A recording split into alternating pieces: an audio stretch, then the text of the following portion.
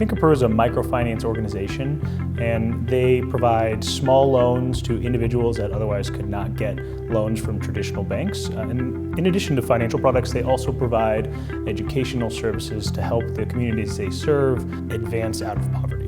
The scope of our project was to help the client work specifically with the rural areas clients. They provide small loans to these farmers to help them invest in their seed each year. And so we were helping them put together new financial and non-financial services to offer to these specific rural clients. A lot of times pro-social organizations are smaller, and that means as students we can have a lot more impact, not just in the organization, but also in the communities that they serve. This project specifically had relations to operations, learning about all the different pieces within the supply chain in these rural areas. To finance and accounting, we were actually going in and structuring new financial products to be offered to these clients. Going in marketing, we actually looked at how do we price these new financial products. So really it was an opportunity to leverage bits and pieces from all of these classes and put it into one cumulative strategy to offer to our client.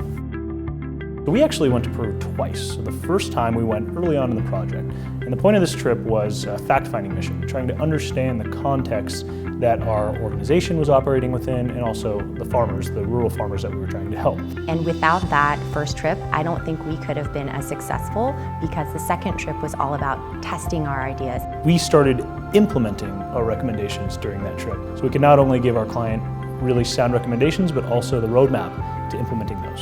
Where our client works primarily and where we did our primary research is in the Ayacucho area. It's very mountainous. We're talking altitudes above 12,000 feet, dirt roads, with sheer 2,000-foot drops, 6 inches from the car. It's just this part of the country that I know I would never go to except for a project like this. And I think being able to see South America in that capacity helps me in my understanding of the world as a whole, and I think that's really been impactful for me.